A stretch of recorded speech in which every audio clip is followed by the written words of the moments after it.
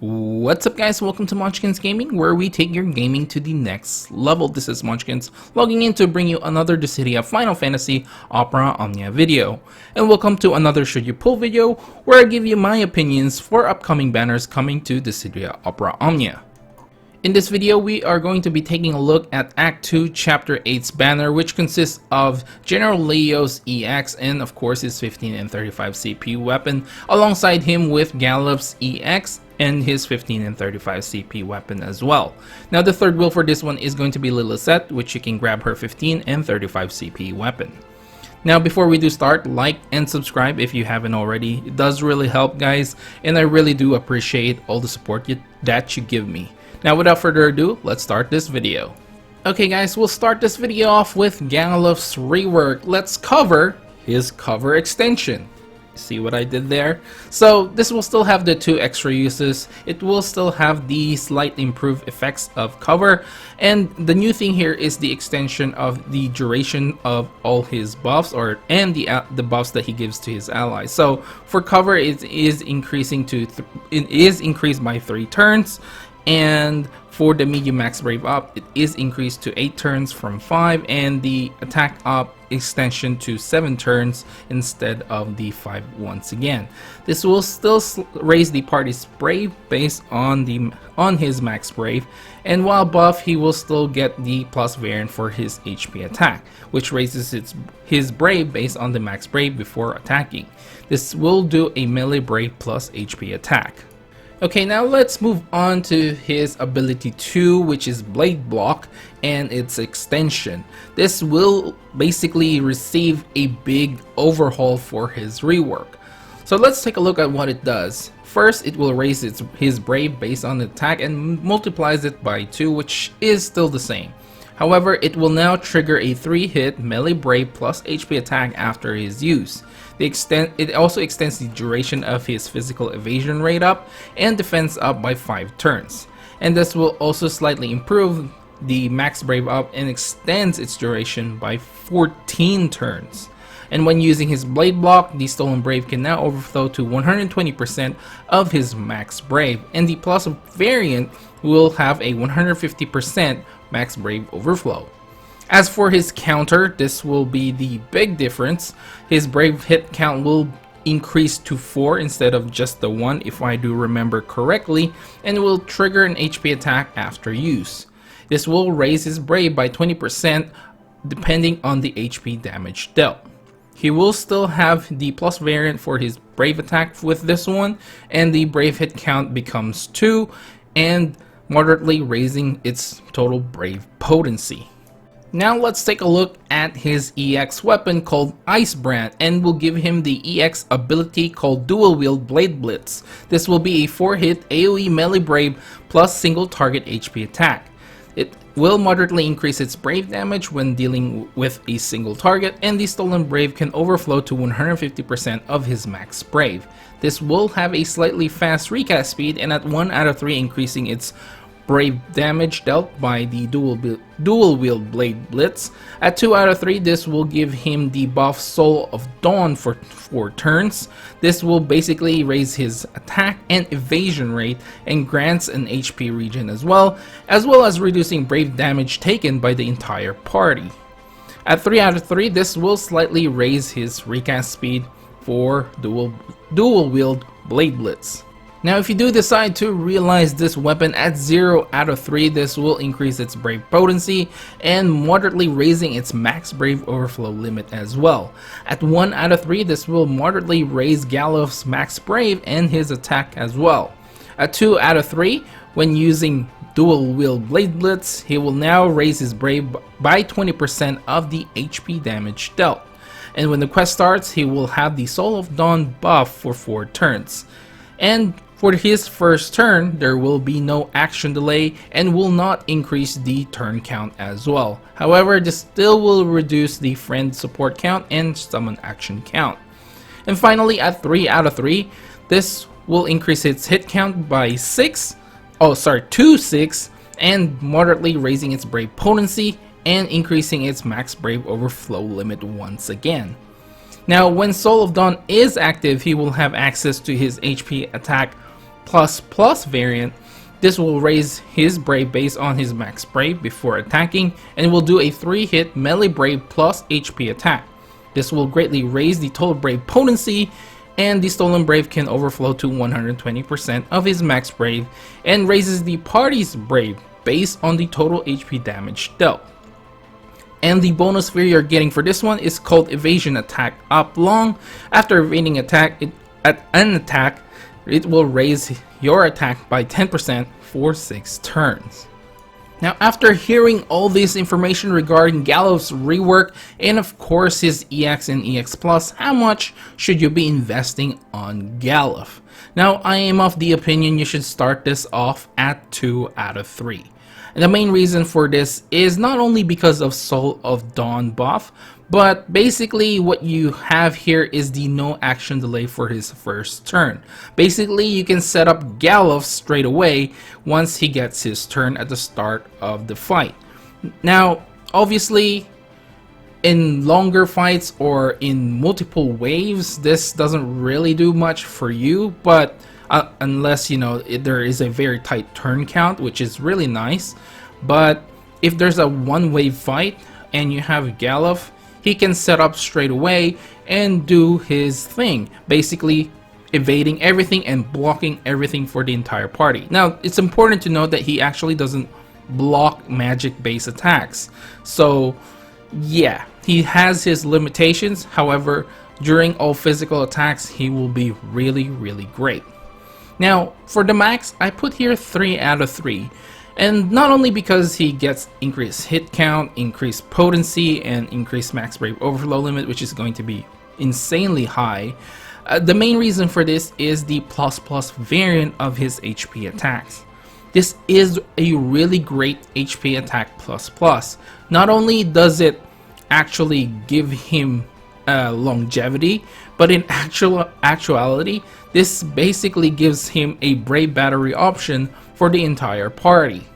So if for whatever reason you are getting attacked with magic based attacks and Galef cannot block those, at least you will have a little bit of Brave, extra Brave there, so you can avoid getting broken. Okay, now let's take a look at the closest comparison for Galef. Well, in all honesty, Galef is the OG of evade and counter. So what I got for you guys here are the 2 countering characters that we have right now that is chaos viable, which includes Gao and 8. Now, you can probably add Machina there as well, but I think these 2 are the best comparisons for Galef. Now, Gao, I think, has 2 versions of, I do believe he has 2 versions of his countering, one with AoE Brave Shaving and one with just a single target, whereas 8 relies a lot on his Break Full buff and does a lot more hits and actually ignores defense, whereas Galef's is, I think, it lasts longer, I think a little bit more consistent because he actually will, you know, cover other characters and will counter as well, whereas with 8 they actually have to target 8 himself. So with Galef, I think he's a little bit more consistent with his countering abilities, although he does less damage than 8. Alright, so now let's move on to General Leo, which is a new character that we'll be getting for the global version of the game. And let's take a look at his abilities with all passives included. Let's start off with his first ability called Concentrated Strike, which raises his Brave based on his attack before attacking, and will do a 2-hit melee Brave plus HP attack. This will inflict the Breakthrough Point debuff for 3 turns. This will, however, cancel the Breakthrough Point when attacking a different target. This will give him the Commander buff for 3 turns. And as for what Breakthrough Point does, it basically increases the Brave damage taken by the enemy if you are doing single target attacks. Now, the Commander buff has the following effects. He will raise his own max Brave and his attack, as well as granting the party an HP regen. And of course, if you do grab his 15 CP weapon and max it out, this will basically raise the gain Brave based on his attack and raising its Brave potency, improving the effects of Breakthrough Point and the Commander buff, and of course lowers his action delay. Now as for his C55 passive, which is the Concentrated Strike Extend, basically the gain Brave based on his attack will now be applied to the entire party instead of just himself. This will increase the Brave hit count to 4 and increasing its Brave potency, and will have a 150% max Brave overflow. And will also extend the duration of the Breakthrough Point debuff and the Commander buff. Now, when his Commander buff is active, he will have access to the plus variant for both his Brave attack and HP attack, where the HP attack is going to be a 2-hit melee Brave plus HP attack. Okay, so now let's talk about his second ability called Master Blade, which is going to be a melee Brave plus HP attack that is triggered 4 times. This will also raise the allies' Brave based on the total HP damage dealt. And if you do grab his 35 CP weapon, this will increase its Brave potency and will also delay the target by 1 turn, and will also have a lower action delay. Now as for his extension or his C60 crystal passive, this will increase the use of Master Blade by 1 and increasing its number of Brave hits by 8. So basically this will be like a 2-hit melee Brave plus HP attack that is triggered like 4 times. This will increase its Brave potency once again and will have a 120% max Brave overflow limit, and when attacking enemies if inflicted with a Breakthrough Point debuff, this will increase the allies' Brave gain based on the total HP damage dealt and will delay the target by an extra turn. Now as for his additional ability, this will basically inflict the Breakthrough Point for 3 turns and will obviously cancel the inflicted Breakthrough Point when using on a different target. This will increase the party's max Brave by 3 turns, and if you get the Bloomstone, you will have 2 extra uses for this particular additional ability. Okay guys, moving on, we'll take a look at his EX weapon and of course the ability that he gets from that. Now this is called the Famed General Sword, which gives him the EX ability called Shock, which is going to be a 4-hit AoE melee Brave plus HP attack. Will have an increased Brave damage if there's only 1 target. The Stolen Brave can overflow to 150% of his max Brave. The HP damage will be split equally amongst all enemies and will grant him the Gestalian Loyalty buff for 3 turns, and I hope I'm pronouncing that right. Now this buff will raise his own attack and will raise the party's max Brave. At 1 out of 3, this will increase the Brave damage dealt by Shock and its plus variant. At 2 out of 3, this will extend the duration of the Gestalian Loyalty by 3 turns, and at 3 out of 3, this will increase its recast speed. This will have a normal recast speed as well.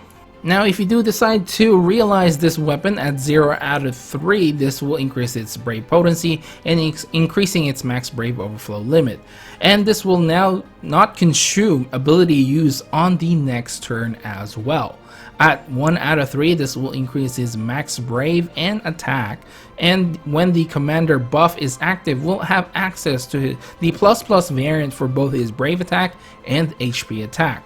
Now the HP attack plus will be a 3-hit melee Brave plus HP attack, which moderately raises the total Brave potency when compared to the plus variant, and the Stolen Brave can overflow to 120% of his max Brave.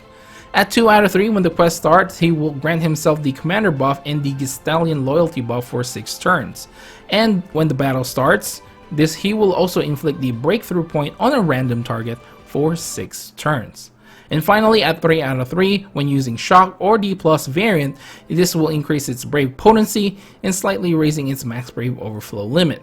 Now, when there's only 1 target, this will turn to the plus variant, which is going to be a 4-hit AoE melee Brave plus HP attack, plus will trigger another 6-hit AoE melee Brave plus HP attack, and will raise the Brave by 30% of the HP damage dealt after the first HP attack as well. Now, I'm not really sure why it's still considered an AoE attack when there's only 1 target.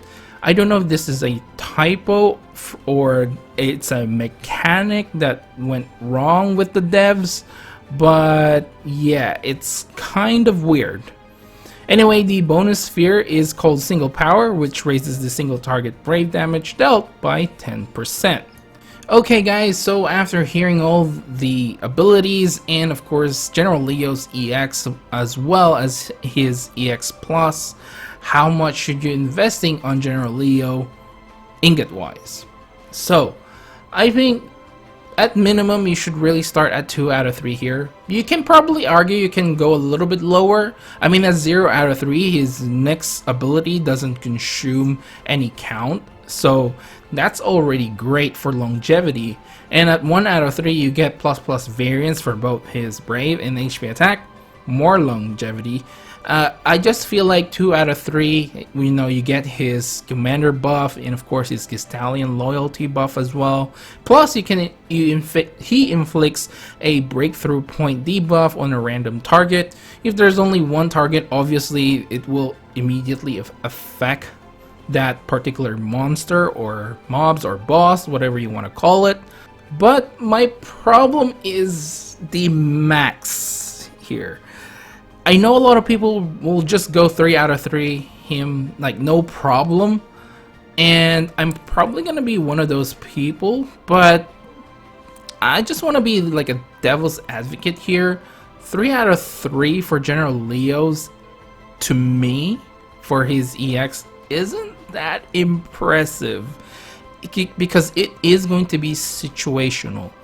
Now the extra brave plus HP attack that he's going to be getting, which is the plus variant for his shock, only applies when there's only one target left. So think of it as like Seymour, like when as the battle goes longer, it gets better. So if there's 2 bosses, he's just gonna do like his normal EX ability, which is going to be 4-hit AoE melee, brave plus HP attack, and the damage will be split.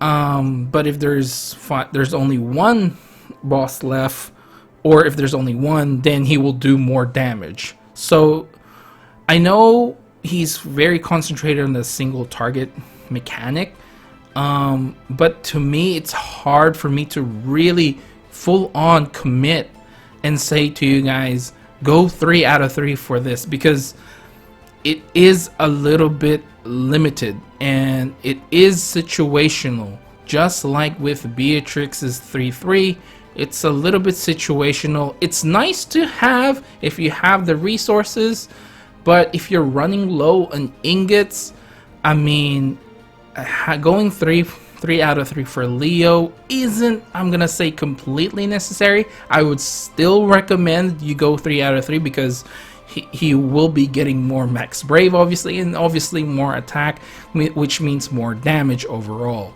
So yeah, while I'm a bit hesitant to be like, yeah, go ahead and do it, it is a little bit situational. When there's 2 bosses, especially, when bosses have enrage mechanics, when you kill one of them and you try to kill them almost at the same time, that can be a little bit tricky with if you're trying to pull off this plus variant for his shock. But again, I am still going to recommend go 3 out of 3 just because you get more brave and more damage out of it overall. And General Leo's bread and butter is going to be his second ability anyway, so yeah, I think it's still worth it, although I'm a little bit hesitant to say it's 100% worth it. So anyway, moving on for the closest comparison, I have 2 characters here for you guys, and it's going to be Arnea and Quistis. I think to me, Arnea really resembles a lot of General Leo. If Arnea wasn't around, General Leo is the guy, basically. He gives brave battery and does delay as well. He doesn't re-break, and he does also inflict that special debuff which increases brave damage taken. Albeit with General Leo, it's more only for single target attacks, but nonetheless it is a debuff almost similar to Arnea's. And of course the delay is very similar as well.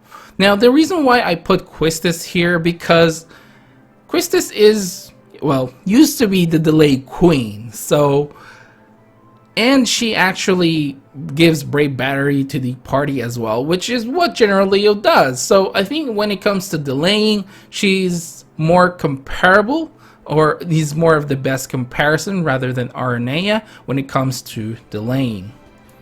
Okay guys, so we're finally at the end of this video, and one question remains: should you pull? My answer to this is 100% yes. If you missed out on Aranea, General Leo is basically the guy. So, I mean, if you have both of them, there's really no chaos difficulty that is impossible. So I highly suggest pulling for this banner, and not only because of General Leo, but Galef becomes really powerful as well. Plus we get 2 EX weapons that have not come out in the global version of the game. So this banner is very enticing for both veterans and for beginners as well. Now obviously use your tickets first if you can get away with it, and if you can't, unfortunately you have to go into your gems, and I highly suggest you do that if you did not get it with your tickets. Anyway guys, I think I'll end the video right here. Please do remember to click like and subscribe if you haven't already, and it does really help my channel to grow, and of course helps with the YouTube algorithm as well. And I really do appreciate all the support you guys give me. And one other thing before we do end up going is I do have a poll on my community tab. If you go there, I'm asking whether you guys actually watch the entirety of this video or you just watch certain sections of my should you pull videos. And the main reason for this is when I look at my analytics, I put out like 20-minute videos, and basically the watch time, the average watch time is only 5 minutes. So what I'm thinking is maybe there's some people who just prefer to watch the rework stuff, and if I should just separate my complete opinion on whether you should be pulling on the banner or not. So I'm thinking a lot about these things at the moment. I do have the free time to think about it.